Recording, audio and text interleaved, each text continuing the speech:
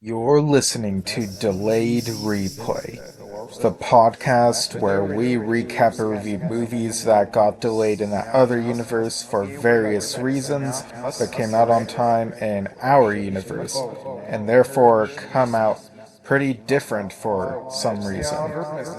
You might think this is improvised, and well, that's on you. I'm Steven Shinder, and welcome to the show. Airing sometimes every other week, sometimes one week and then the next week. It really depends. Just roll with it. Season 7.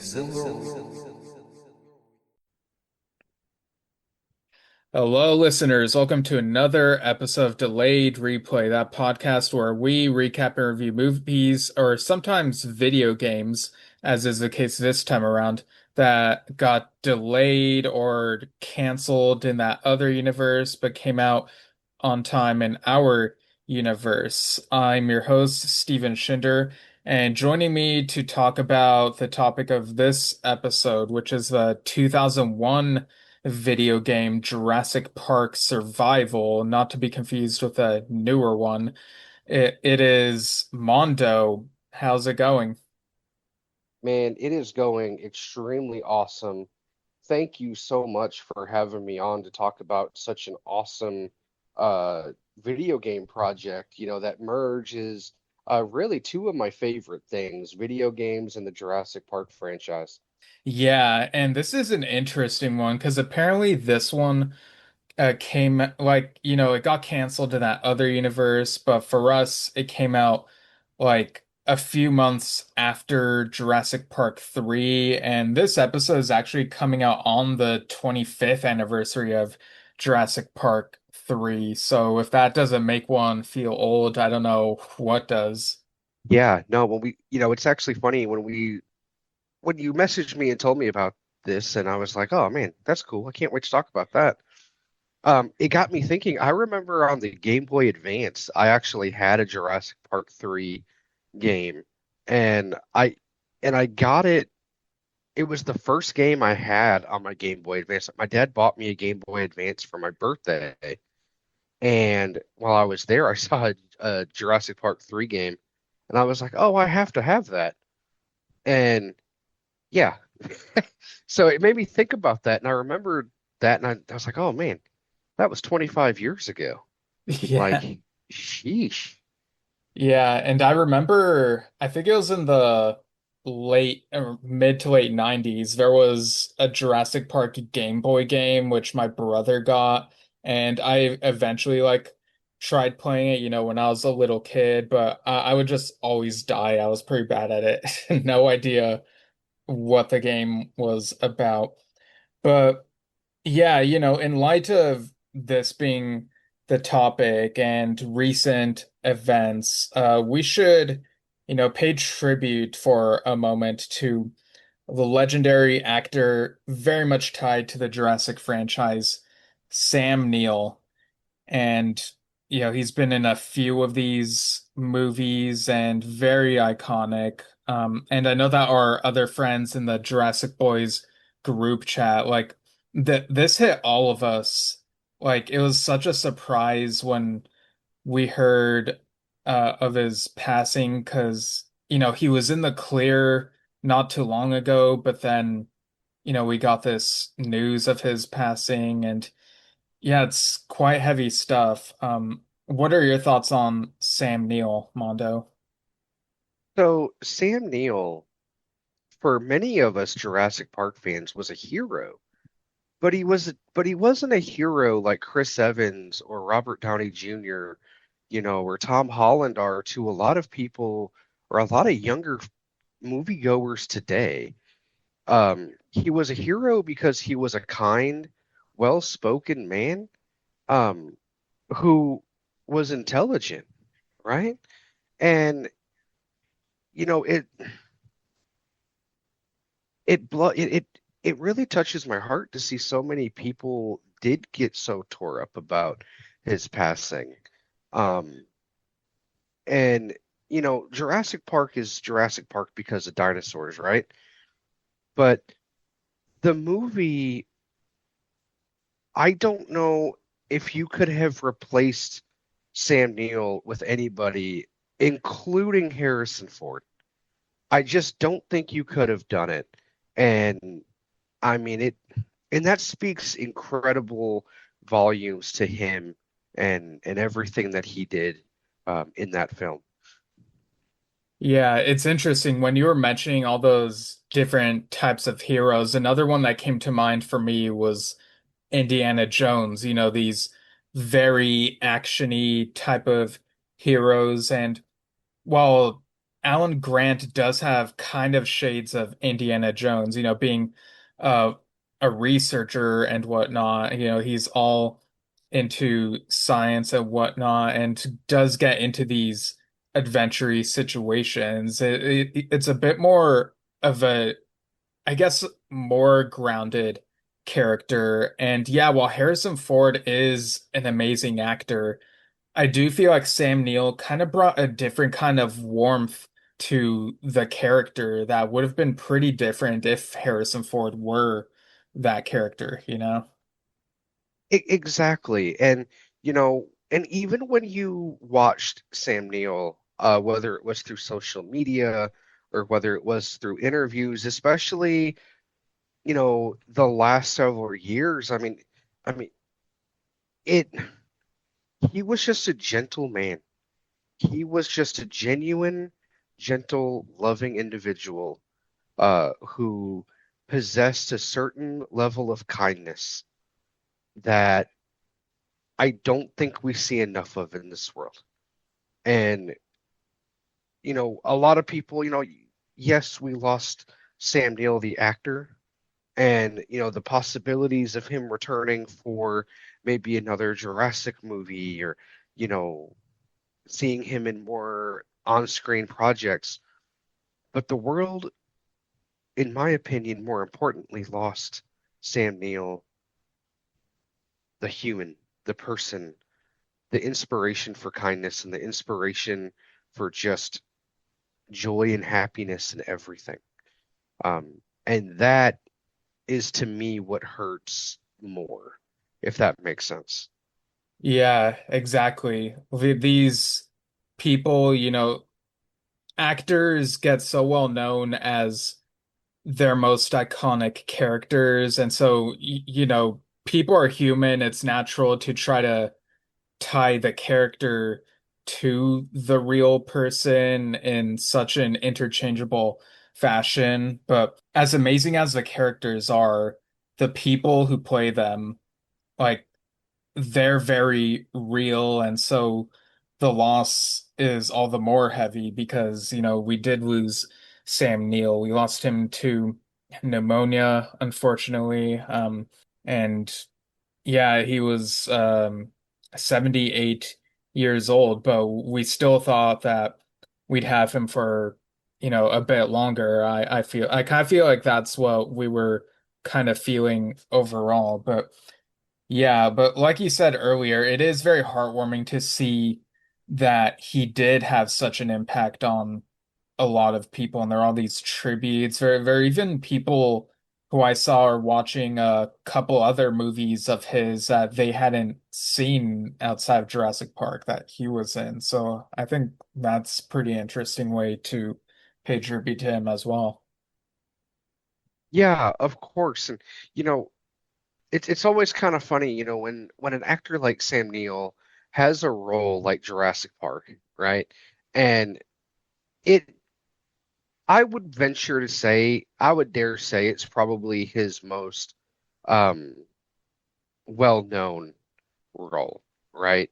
Um and but the man also has like 140 other acting credits to his name.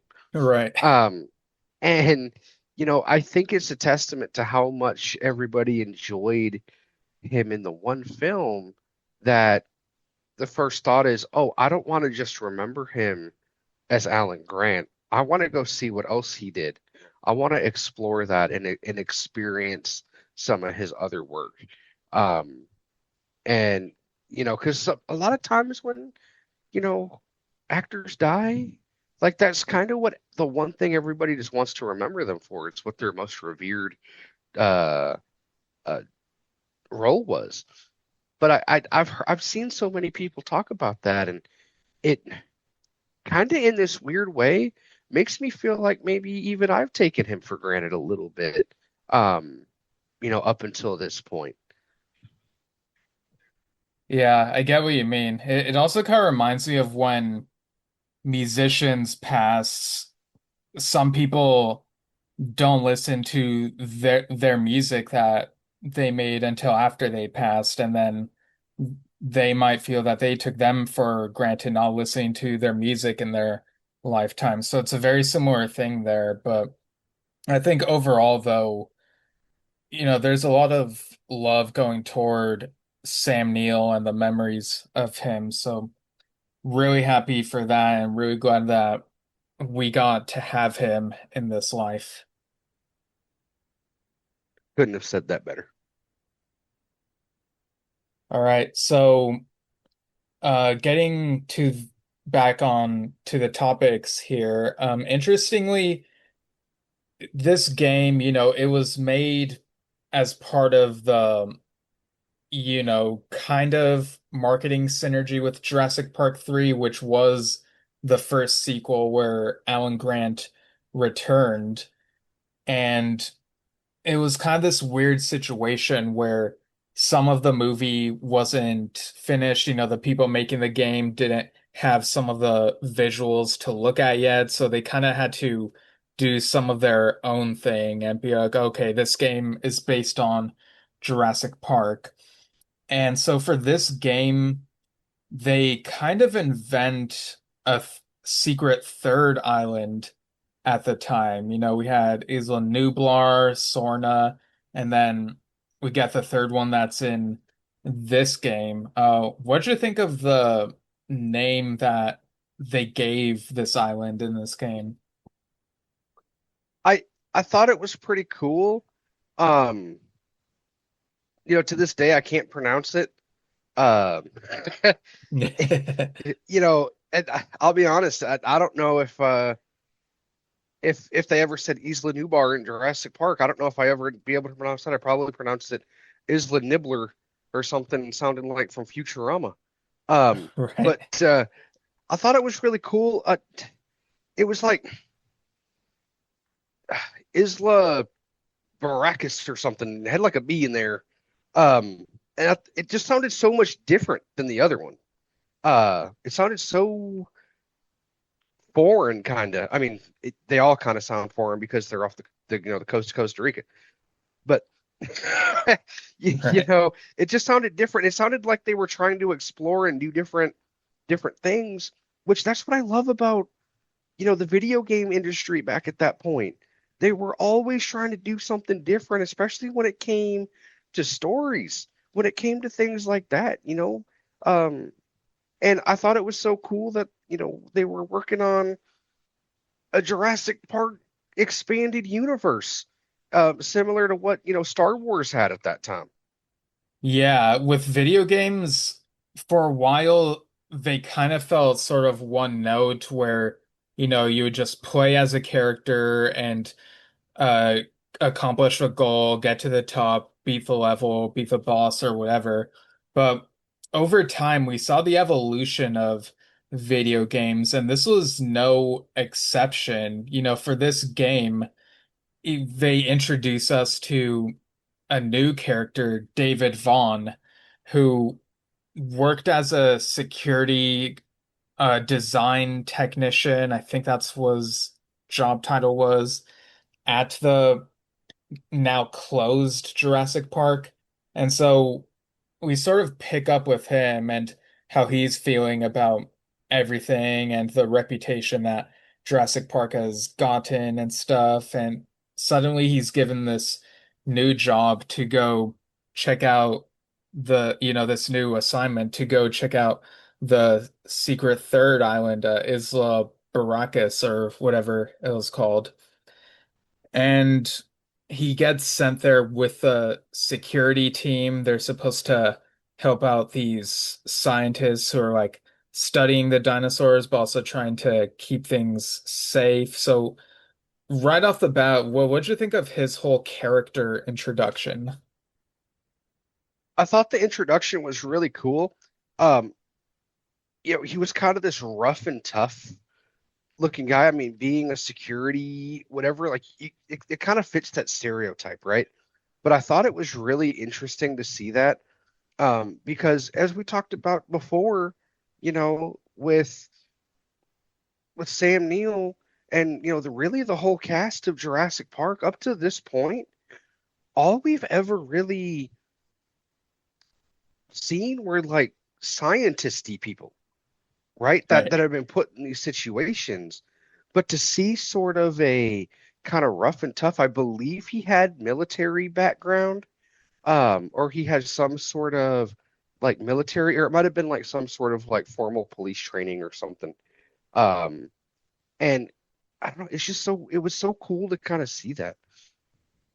Yeah, and I also like how on this security team, we do get kind of a bit of variety. We see there's like the older guy who's like close to retirement, and we see there's like a young, fresh-faced person who is not really, he doesn't really seem cut out for this whole thing. You kind of get the sense he's been living the easy rich kid lifestyle, and then his parents like wanted him to basically buckle up and get like a real hands-on job like this. So there are some interesting dynamics here with this security team for sure.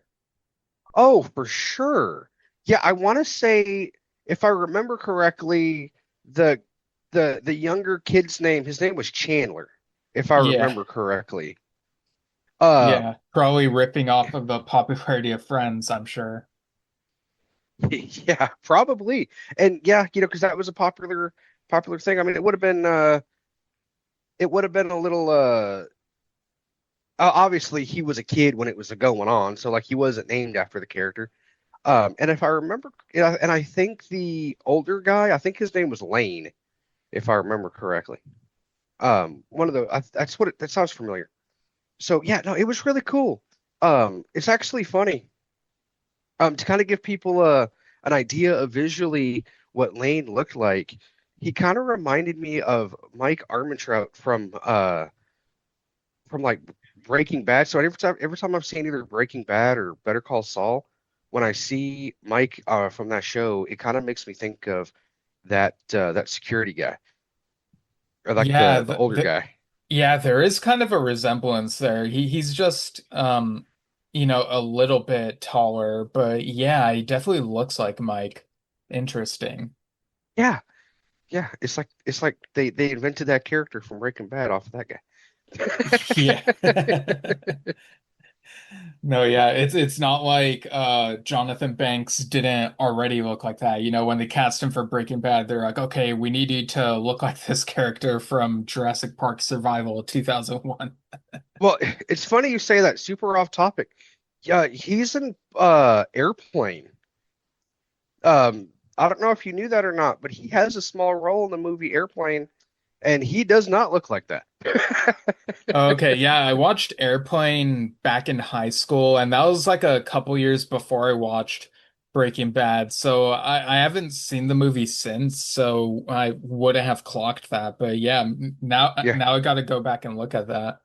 yeah. I'm not just bringing that up. He looks nothing like he does in Breaking Bad. But yeah, going back to the security team, it was such a cool thing, and the whole game really reminded me of the game Dino Crisis, to an extent. Like it definitely played a lot different, but like the security team just reminded me of something that maybe you would have encountered in that particular game.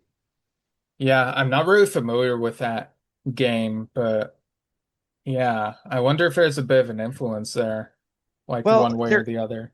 there may have been. So, for you and for anybody who isn't aware, Dino Crisis was a Capcom game, and it came out on the original PlayStation, and I believe there was a third one that may have eventually come out on the original Xbox. And it was basically the exact same mechanics of a Resident Evil, but it was with dinosaurs instead.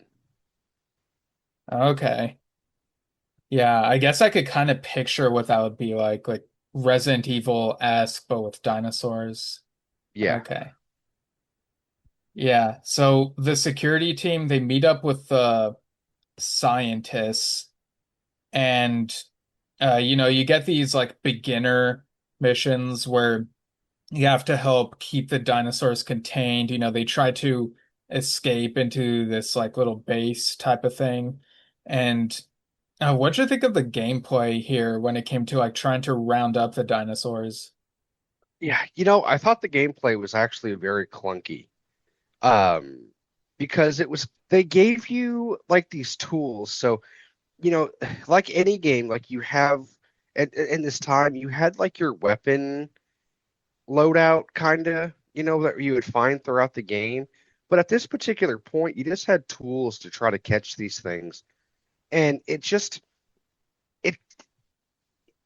you just basically had like tranquilizer things to kind of slow them down.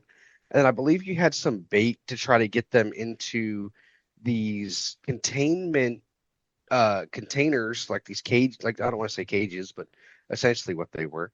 And after they were in there, you had to stun them for a few seconds, run out of the thing, climb up this ladder, and push this button to close the cage. And it was very difficult to do because the movement of the game wasn't the most fluid. And you almost had to run like the perfect line to get there. Yeah, like it definitely was clunky. I think for me, the game shines more with the details of the story and the cutscenes. We should probably mention like what systems we played this on back in the day. So this came out on GameCube, Windows, PlayStation 2, and Xbox. Back in the day, my brother had the game for PlayStation 2, so I saw him play it. I tried it. Again, I'm like really bad at these types of games back then, so would like just keep losing. But I saw him complete the game like start to finish. But what about you? What'd you play this on? I played it on the original Xbox, and for those of you that may remember, the original Xbox had that massive controller that has been dubbed the Duke, and it had these two buttons, like this black and white button that were kind of off to the side, and they utilized those buttons, and for whatever reason, for this game, that was the button that they used to swap your inventory. So that probably made that a little more challenging than it needed to be. Yeah, definitely. So you also got this other thing going on where, the US government, they are afraid of like dinosaur overpopulation. And so that's part of like why the security team is here. There's like sort of a mole on the security team who's like part of this shadowy government adjacent organization and trying to prevent like it's weird. There's a character trying to prevent the spread of dinosaur DNA, but there's also another character, opportunistic, trying to like spread it even more. Like it's like just more chaotic and wants to see the whole world overrun by dinosaurs.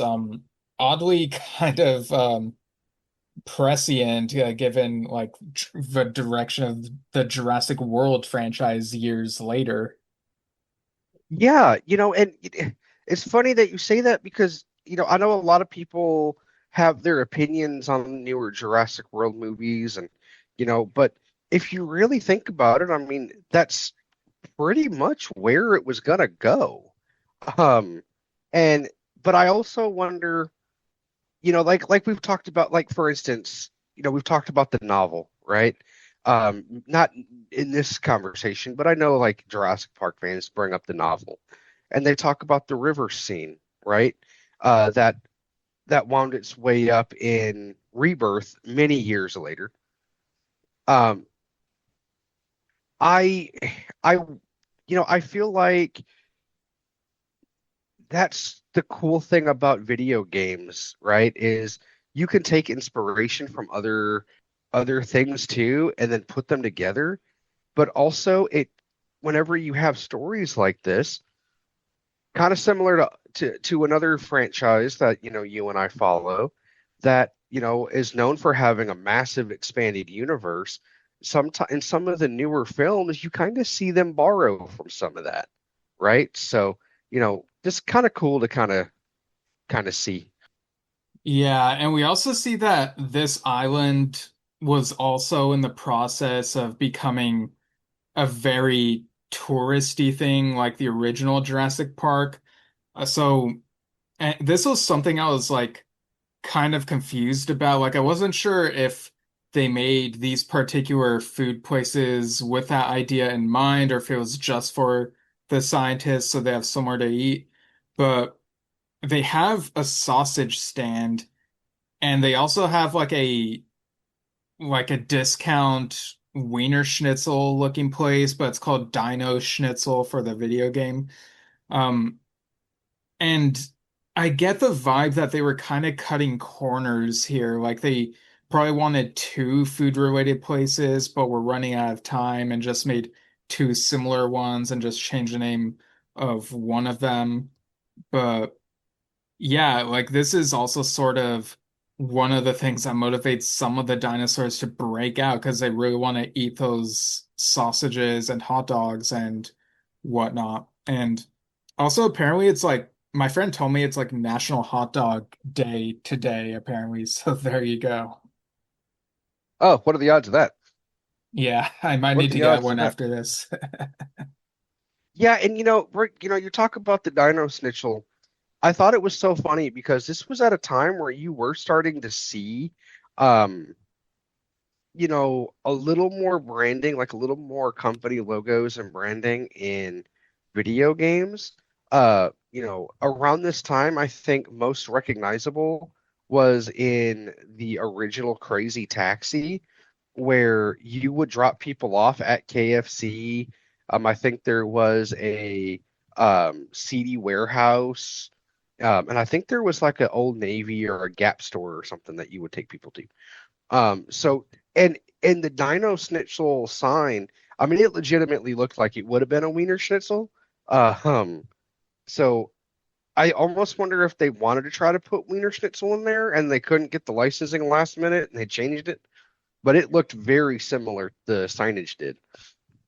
Yeah, like they try to make the letter D look kind of in the style of how the huge W is, and it looks kind of funky. But yeah, that was kind of a thing in video games. Like this was just I think 3 years before Grand Theft Auto San Andreas and maybe Vice City did this already before then, but I do remember in San Andreas you'd have these restaurants like Cluck and Bell.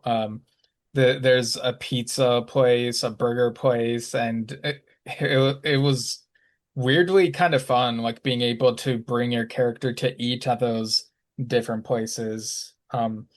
But and yeah, in this game they kind of play with that too, where you can like go up and eat something, but it's not quite to the same satisfaction level as we would get with the later games, in my opinion. Yeah, yeah, no, I feel that. It Yeah, it was interesting to see that and to kind of go into that. And we were talking about what would come in the future.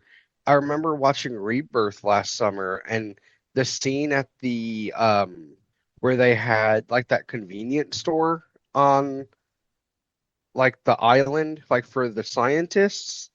It kind of reminded me of that a little bit. I actually thought about that a little bit watching that scene for the first time. Oh yeah, there's that too. Yeah. Yeah, man, this game, it's like there's some ideas that really float around for a bit and then come back in some way, whether intentional or not.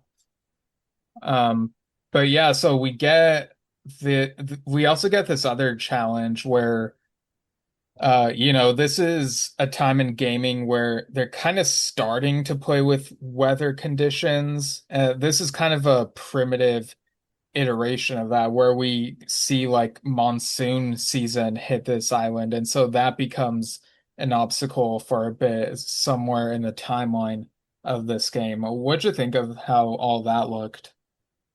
I actually thought that was interesting because, you mentioned like the weather cycle, and depending on different times, parts of the game, whether like the weather events would actually happen.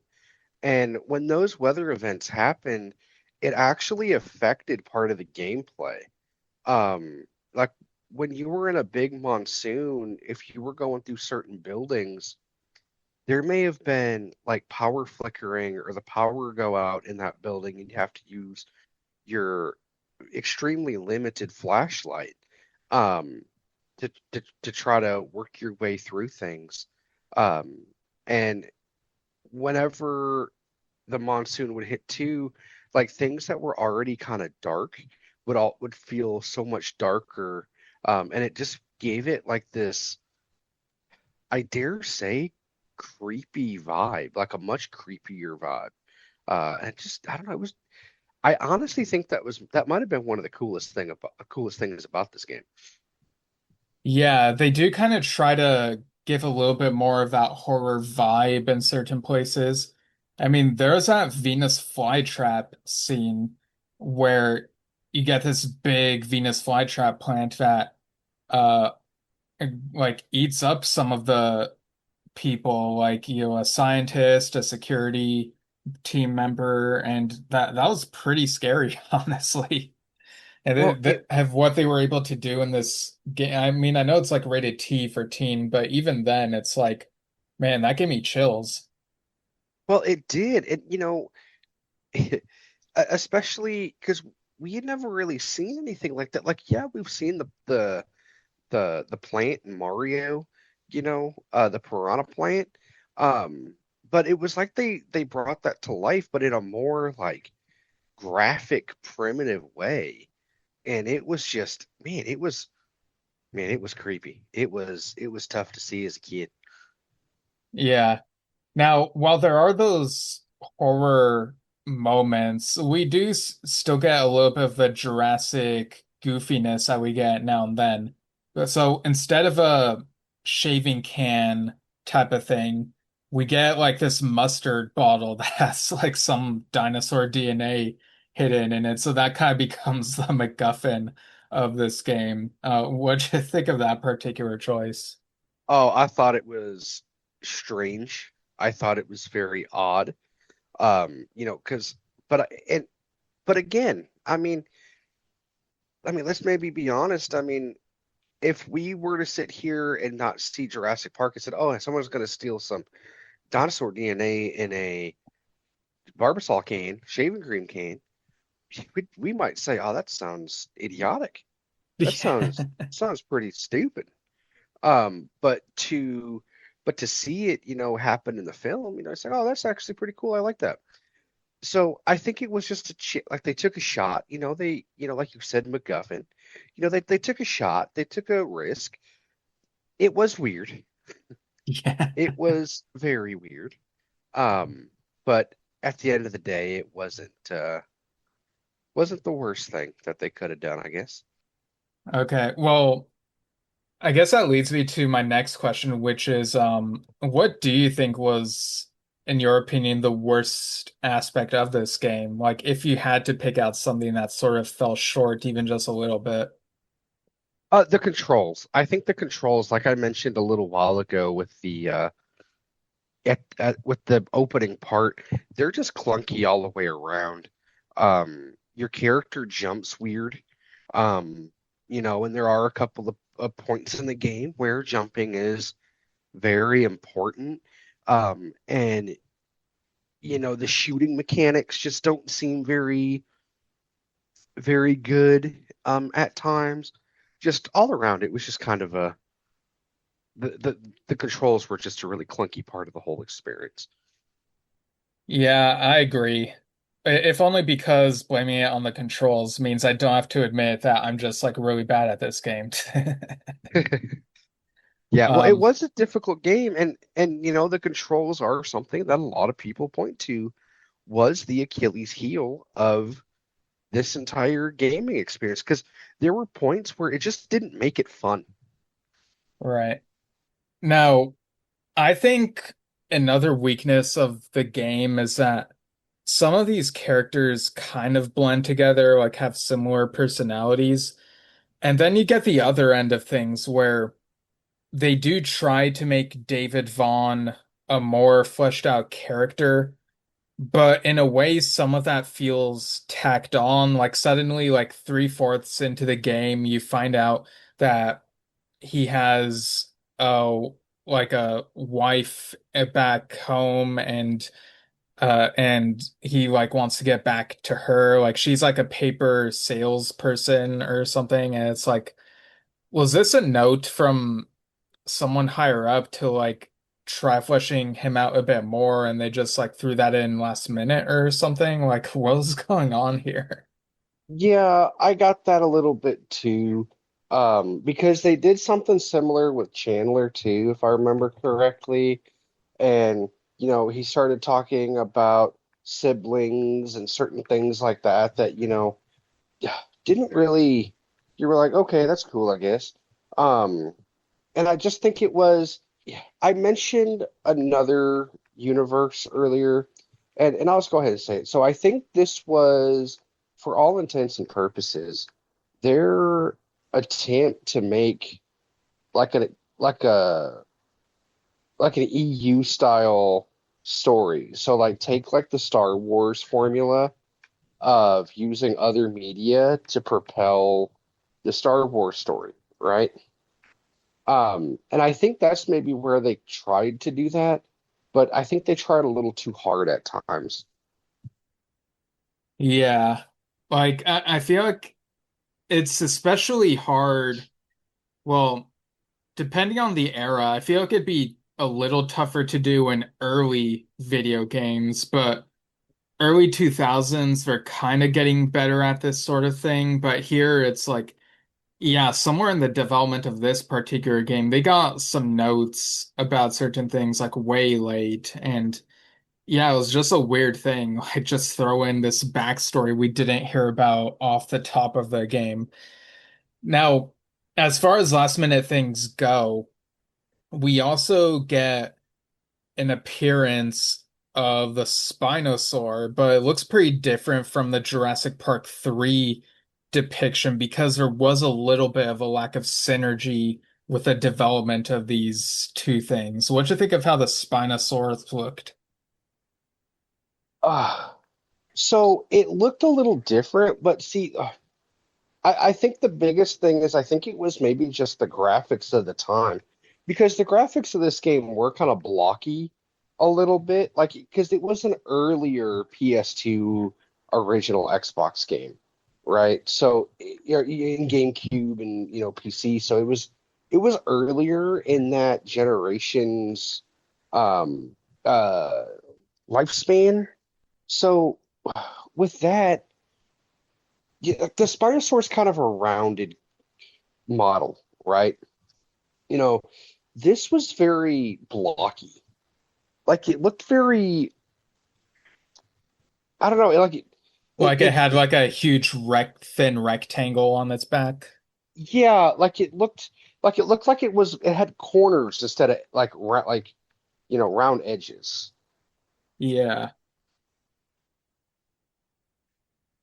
Yeah, but all that being said, it did make for a scary threat in the later part of the game. And it's like, whoa, you're supposed to like try not to get killed by this thing, and it's like really tough. Yeah, no, it definitely was a tough beast to escape. But yeah, no, you're right. And you were asking me the worst thing about this game. I think the graphics also left something to be a little desired. Now, again, this was an early game in that, in those consoles lifespans. So, you know, the graphics would come to get much better throughout the next couple of years. but it did have like a blocky feel to it at times too, like all Ye around. yeah, it did leave a bit to be desired. Like my memory of the game, like in my mind's eye, the game looked better than when I actually went back and looked at it again. And I was like, oh, the graphics really have kind of aged. Like, and there are games from this era that are like that, but there are also games where I feel like some of the graphics still look pretty good today for that time, like Sly Cooper, Ratchet and Clank, stuff like that. Like, and maybe that's perhaps a byproduct of certain licensing games where they're more connected to a movie. And so I kind of get the sense that when it comes to games that are based on movies or franchises mainly primarily looked at as movies, the games based on those kind of don't use as many resources as some of the other types of games where it's like created as a video game franchise first. Like those use more resources and end up looking and feeling better sometimes. I don't know. Yeah, well, but the other thing too, and that's a really good point. The other thing I think we need to also mention is, this was, games like Ratchet and Clank and Sly Cooper, they're just straight video games. So they're designed to want to look more animated, right? Like look more Yeah, fun. and they're This not and was they're not meant to look like a live action world that we're used to. exactly. And I think this was because, you know, one of the cool things, you had mentioned the cutscenes. The cutscenes were very cinematic and they were very, you know, um, what's the word I'm looking for? Like they were very polished, but the gameplay just didn't translate as much. Yeah, the graphics looked much better in the cutscenes than in the normal gameplay. It it kind of reminded me of how in those Lord of the Rings video games from the early 2000s, they would do like a recap with live action clips, and then it would do like a not so seamless transition, like crossfade into the 3D animated versions of the characters. Um, and yeah, the cutscenes here, they don't look quite live action, but you can tell that they're trying to make it look more cinematic, like you were saying, whereas the gameplay itself is like they kind of felt like they needed to do less there in terms of the look and focus more on the functionality, even if even then the controls were still leaving stuff to be desired. Yeah, yeah, yeah. No, overall, I mean, I'd say, as a Jurassic fan, you wanted to love it, but at the end of the day, it left a lot to be desired. Yeah. So, what'd you think of the way that this whole, like the conflict of the game came to a close? Uh, I feel like this was another point where maybe they didn't quite know how to end it. So, and you know how we're talking about taking things from other projects, right? Um, Spoiler alert, they just blow up the whole island. Yeah. And and I think that was supposed to be a callback to the novel because that's how the novel ends, the Jurassic Park novel. Um, and but the weird thing about it is, and this is one of the few times I've ever seen this in a video game, only one of the the cast members actually lived. Some of them got stuck on the island, um, and the only one that lived wasn't even the playable character. It was one of the supporting cast members lived, like one of the Oh, people on right. the security team. Yeah. like it ended up being um Chandler who lived, which Yeah, yeah. yeah, I guess maybe they did that because they figured, oh, Chandler's kind of a younger character, and we're marketing this to basically like players around his age, and they'd probably take it the wrong way if like the character they might relate to generationally gets killed off here. But yeah, like he ends up living and like he has a journal, so I guess the implication is like he's gonna tell this story. Um, and I don't know if it quite works because we didn't get to know him that much. We have the hindsight of seeing how amazing shows with younger characters like Jurassic World Camp Cretaceous and Jurassic World Chaos Theory, they really get you invested in those younger characters and they have a lot of development and compelling stories that they go through.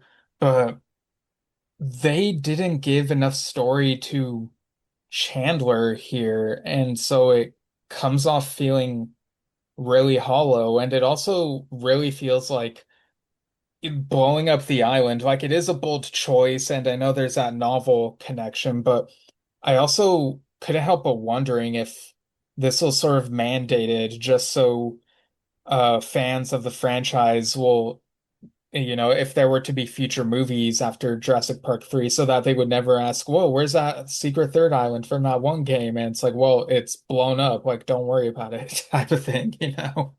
Well, exactly. And that kind of goes into what I was talking about where, I said that I thought maybe they were trying to build like their own expanded universe story, but then they also kind of did this thing where it's like, well, never mind. This doesn't really exist anymore after this game.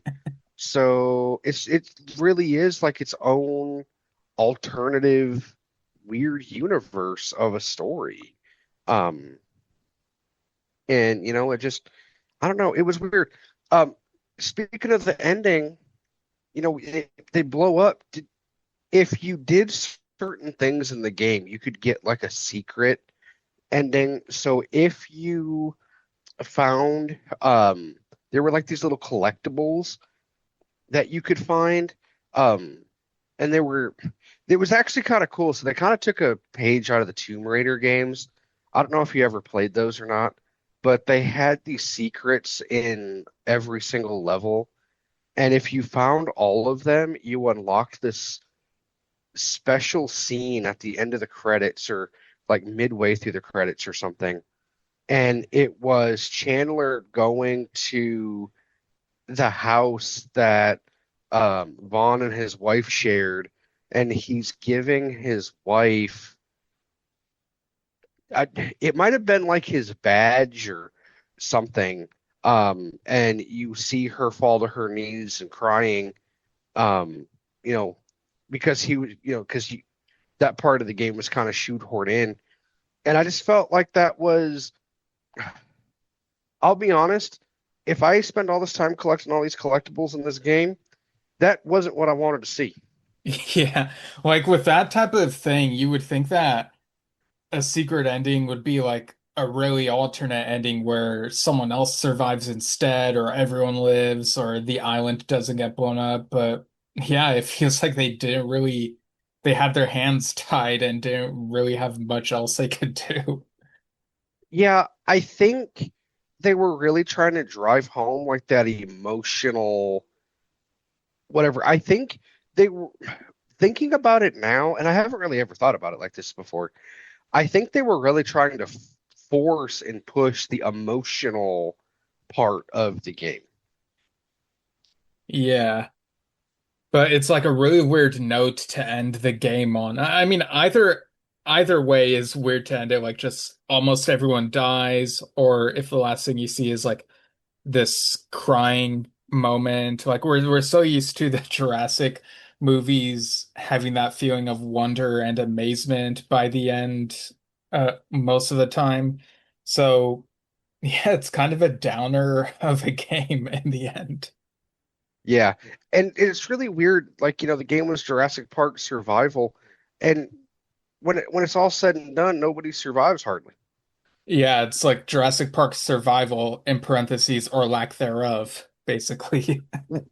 Well, but the other thing to this, and they didn't do a good job explaining it, but in like the second to last level, Chandler actually does come across these vials of dinosaur DNA in one of the labs toward the end of the game that you're having to sneak through.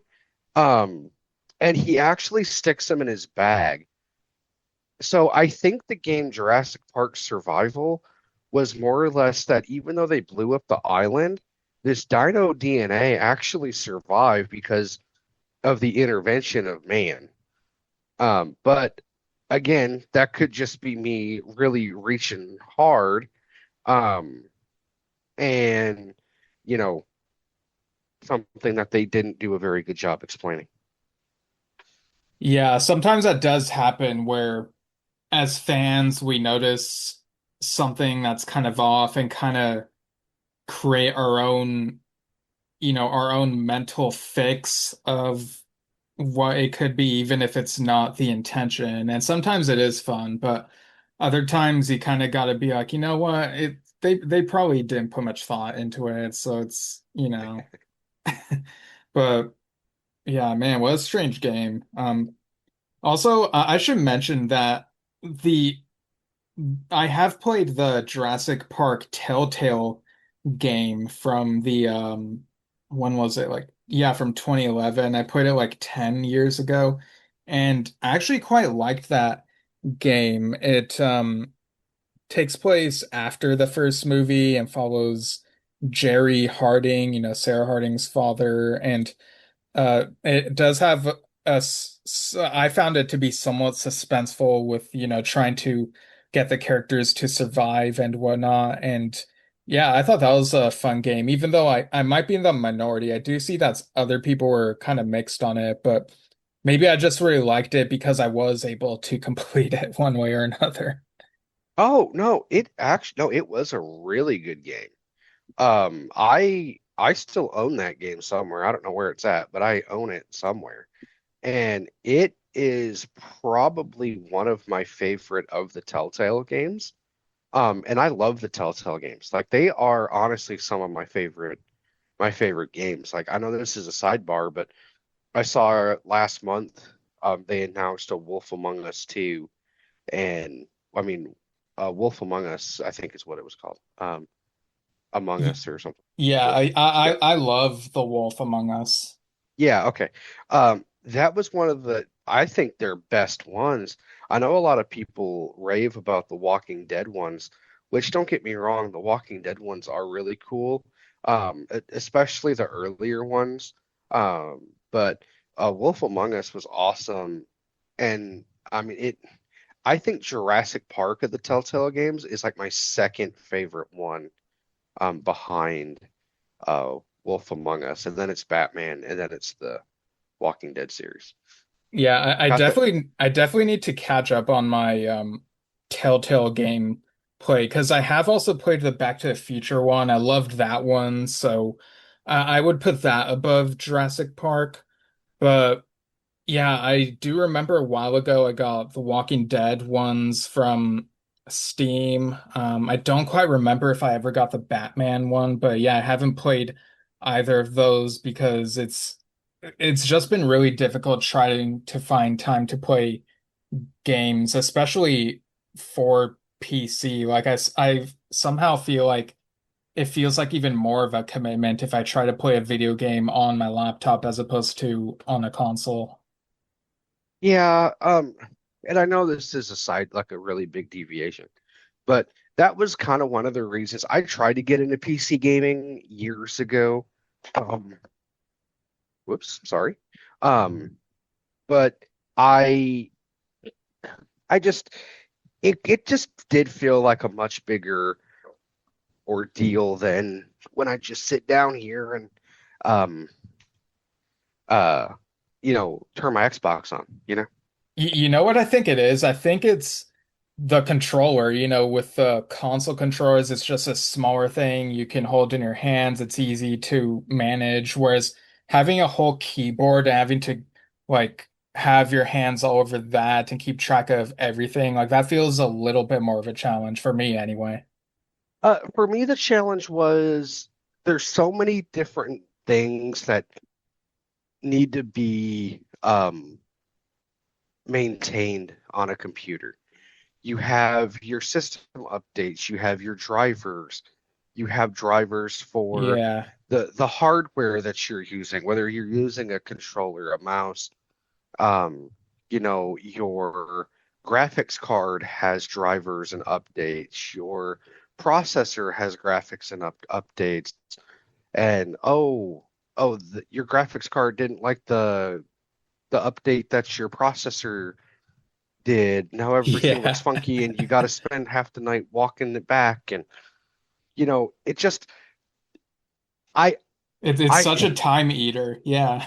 it can be, and look, people that are listening are going to be like PC Master Race. Listen, I I understand that my gaming laptop probably can probably run games a little bit nicer than maybe my Xbox Series X or even my PS5. Okay. I I believe you in that. I understand that. I'm not going to dispute that. But there's just something about knowing that I can purchase a game, don't have to worry about, oh, the specs, my RAM, all of those different checkboxes in order to run it, and then having to fine tune all the settings to make sure I get the most optimal experience. Like there's just something to be said about popping a disc in or, you know, selecting a game off of your dashboard, sitting down with the controller in your hand, and it just work. Like there's just something to be said about that. I know Yeah. that was a rant. I'm sorry, but No, yeah, you and know, I'm sure we could probably go longer about like I oh think yeah, I think Sony said that they're in 2028 they're gonna discontinue physical discs or something, which is nuts. it is. But you know what? All the people that are saying, "Well, I'm just going to go to PC," I hate. Newsflash, homie. I hate to break it to you, buddy, but PC's been digital only since the Xbox 360 days. Even before then. So, Yeah, so it's if you not much of a flex.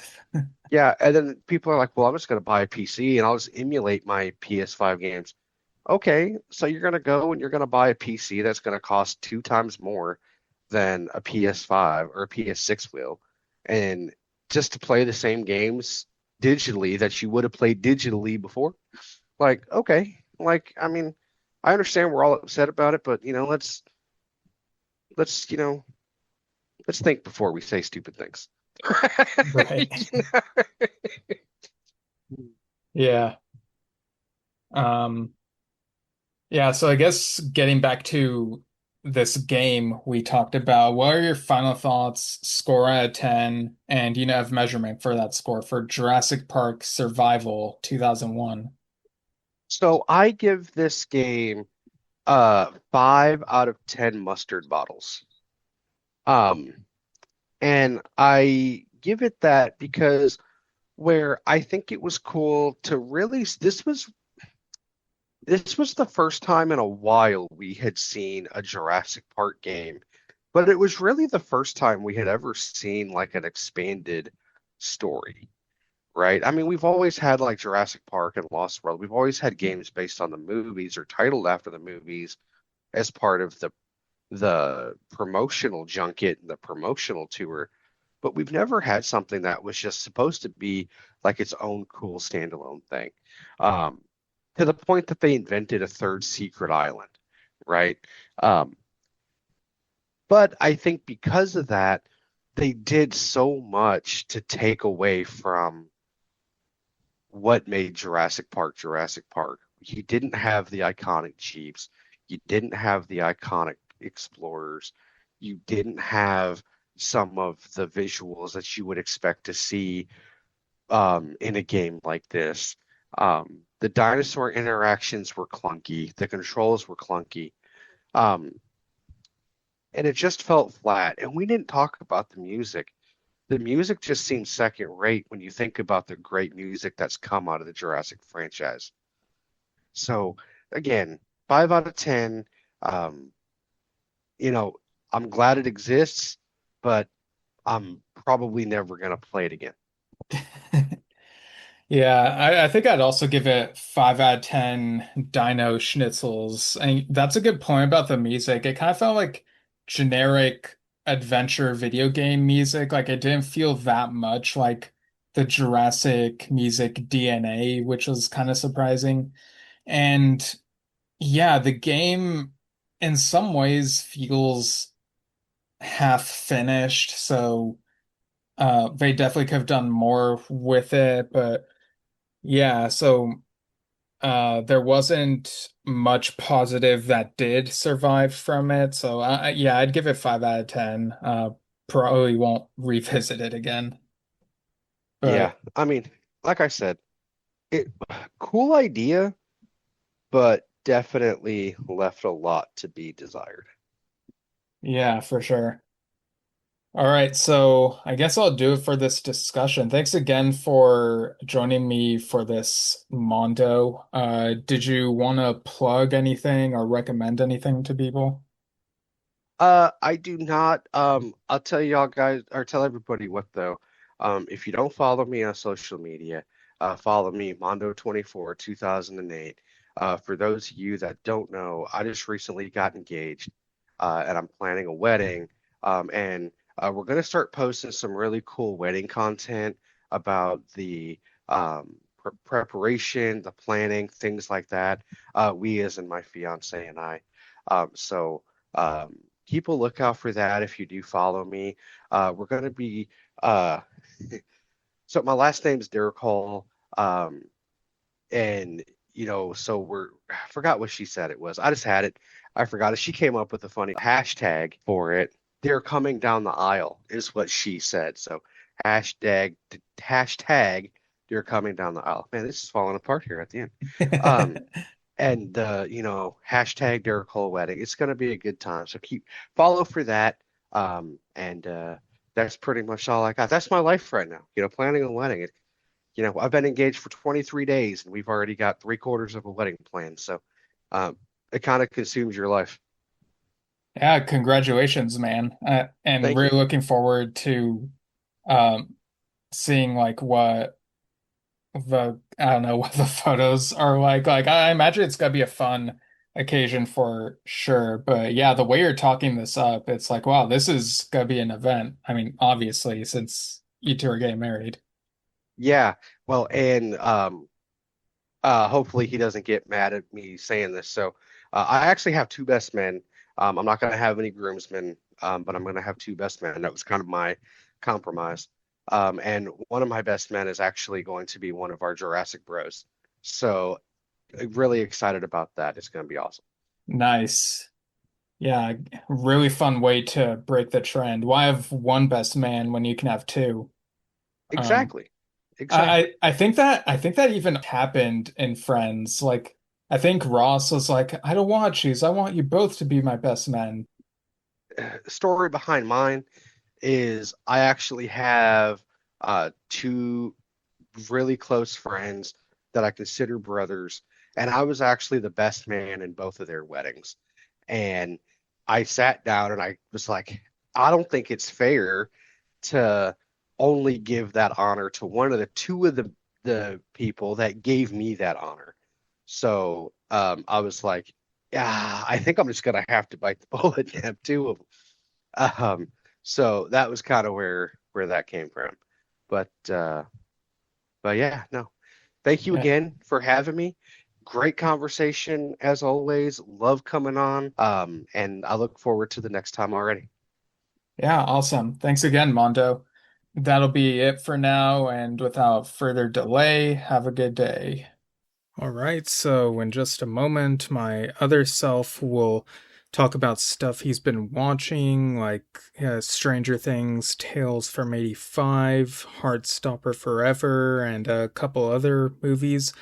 But first, the plugs. I'm not sure if there will be an episode next week. It might be an off week, depending on, there's just lots of stuff going on my end. So we'll see what happens. But in the meantime, you can email delayedreplaypodcast@gmail.com.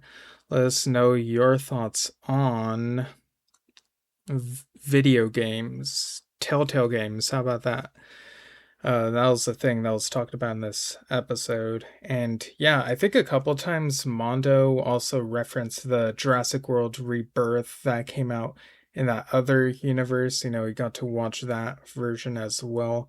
But yeah, anyway, so I'm also, speaking of JW, a different JW, you can check out the improv team I'm on, Gene Wilder. We have a performance on Friday, July 31st. I believe that's at 9 p.m., or they usually are. Or check out the calendar over at improvcollective.fun as that gets updated. It's in Costa Mesa, so check that out if you're in the area around then. And you can also check out my socials in the show notes of this episode, and check out Yes Shift, a podcast that I do with my dad about the prog rock band Yes. We did our 5th anniversary episode, and more interviews and topics in the near future, I'm sure. And I've even posted a couple music articles, which on Vocal. One is on the Lives of Sunhillo, the 50-year-old John Anderson solo album, and the latest Yes album, Aurora. So, yeah, fun stuff there. Alright, so I guess that's it for now, and without further delay, here's my other self. Hey everyone, so animated shows. I watched the latest episode of Rick and Morty this week. It was kind of an unexpected return to the whole dog thing from season 1, and interesting stuff, but also kind of disturbing stuff, which is par for the course for Rick and Morty, so your mileage may vary. My Adventures with Superman, another solid episode. Really enjoy the dynamics between the characters in that. It's such a great show, that series. Also watched the latest X-Men 97 episode, and yeah, they really keep up the drama pretty well there. And another show with a year in the name, Stranger Things Tales from 85. I finally got around to watching that. Well, first off, I checked out the VHS edition of Stranger Things Season 1, because that was put on Netflix for its 10th anniversary this week. And I don't really see the appeal of the VHS edition.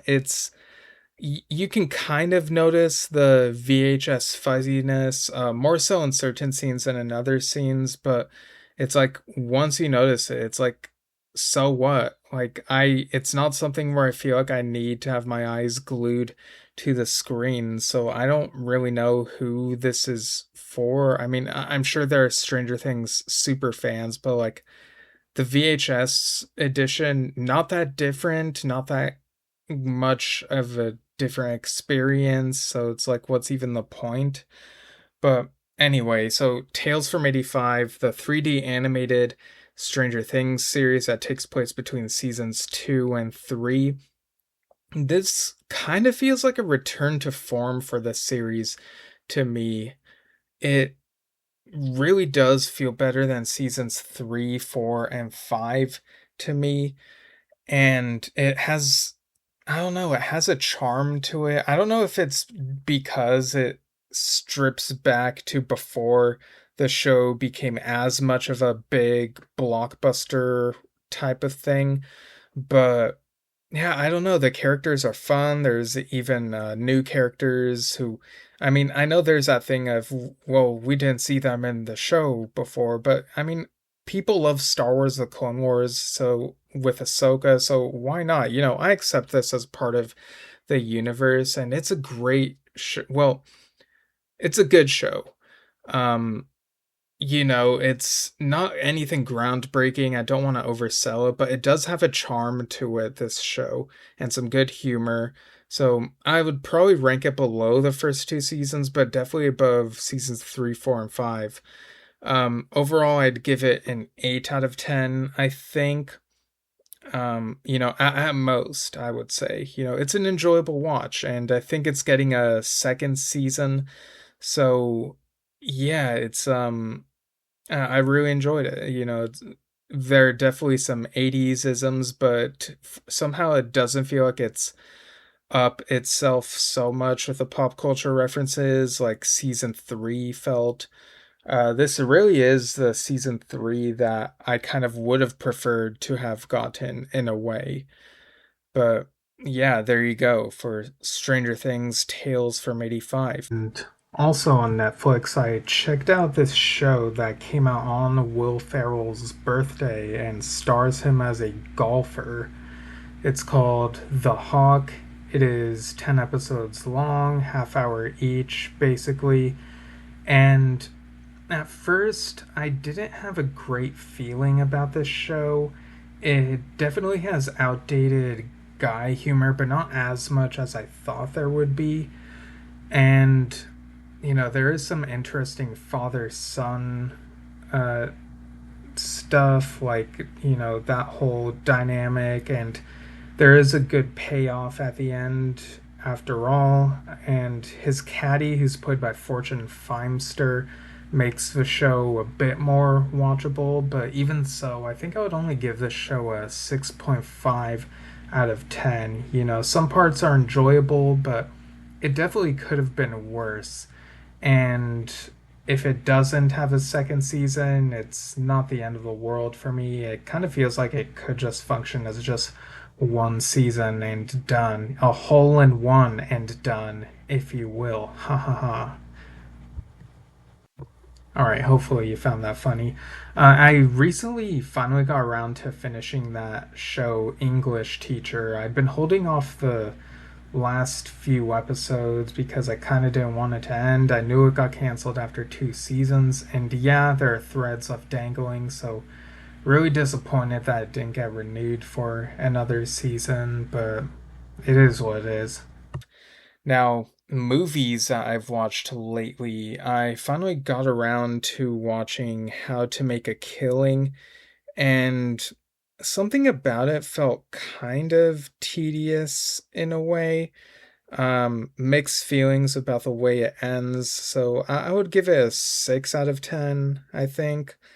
I also watched Enola Holmes 3. I would also give that a 6 out of 10 because, I was trying to figure out what is it that makes this one feel kind of boring compared to the first two. The first two weren't that groundbreaking, but they were enjoyable enough. This one, it's kind of just okay. It I don't know. It doesn't really feel like there's much change in the characters as I might have preferred. I might have preferred for them to have evolved more, especially since it's been 4 years since the previous movie. And yeah, I know there's like an engagement that should feel like a huge development, but I don't know, the characters kind of feel samey in a sense. So I don't know. It is what it is. But Heartstopper Forever, the finale to the TV show, this queer friendly show, which is so good. The characters are amazing and it's got heartwarming moments. It's got some interesting drama, interesting stuff to say about relationships. Now, going into this finale movie, and again, no spoilers, I was kind of unrealistically hoping to just have some good times, no conflict, especially given that this is the last time we're seeing these characters on screen. And there does end up being conflict after all, but it does have interesting things to say about relationships and how they evolve. So I enjoyed it overall. I'd give it an 8 out of 10, I think.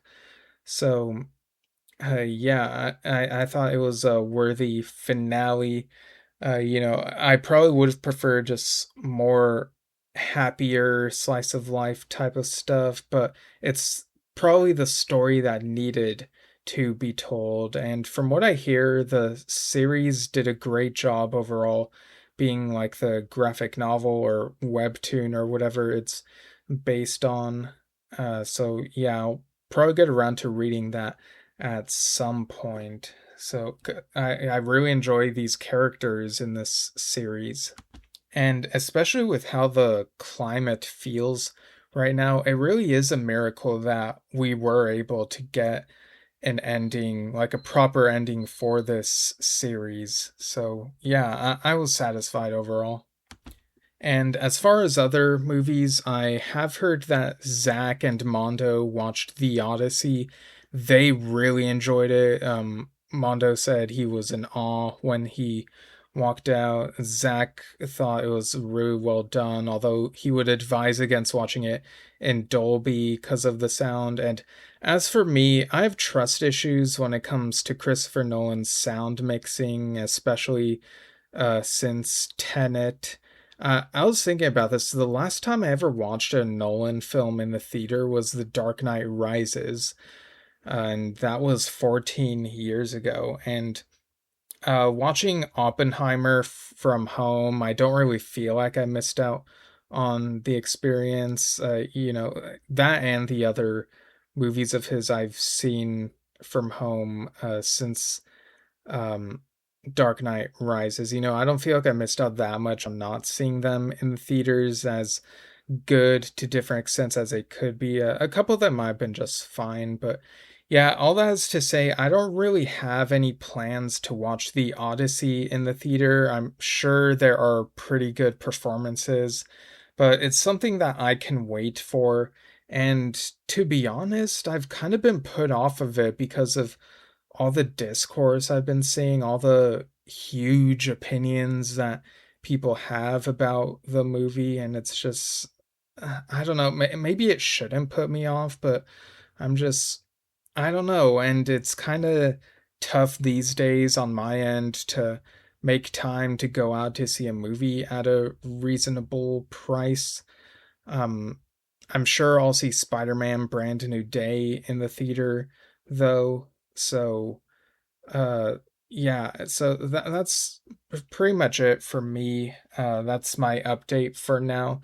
So we'll see if the next episode ends up being next week or the week after, depending on how things go. But thanks for tuning in, everyone, and without further delay, have a good day.